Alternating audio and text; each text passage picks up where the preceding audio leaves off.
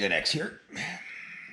It's come to my attention that the younger generation, some later millennials, and particularly Gen Z and Gen A, have some issues with overcoming fears. And, as the older generation, it is our duty to help the younger generation. So I'll reach back in my Gen X toolbox here and think about when I was a kid and how we overcame fear of stuff. First, you had the bigger kid who would throw you into like a storm drain or something like that to see where it goes. So if you were scared of the dark, it really sucked.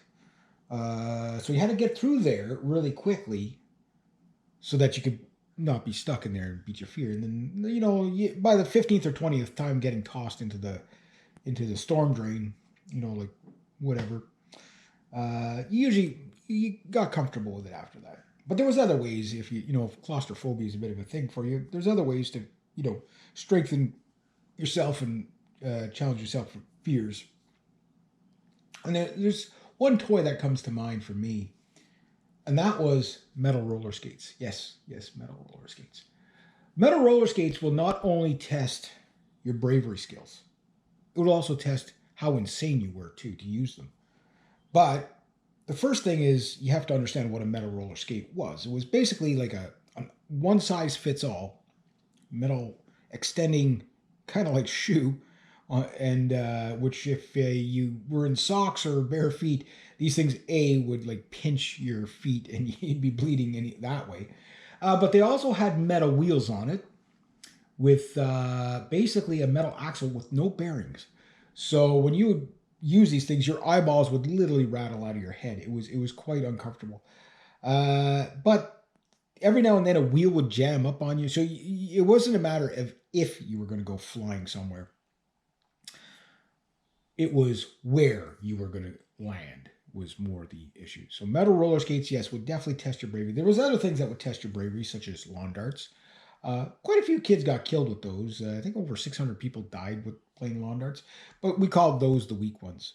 But there was practice. Don't worry, you didn't just get handed a lawn dart willy-nilly. We were more responsible than that. We had little rocket caps. You'd put the little cap in there. You had the plastic ones, and those ones were the trainers. You throw them up, and the rocket comes out, set off the cap, and you get a nice little blaster. And if you got the odd one in the head, it didn't hurt. But then we had slightly intermediate ones that had like a ball bearing on the end of it. These things were really heavy. And you could throw these as high as you want. They'd have the cap in it. But when these things hit you, they'd leave a dent. So it was kind of like, this little rocket meteor coming straight down at you with a cap in it. And when it hit you in the head, you'd hear,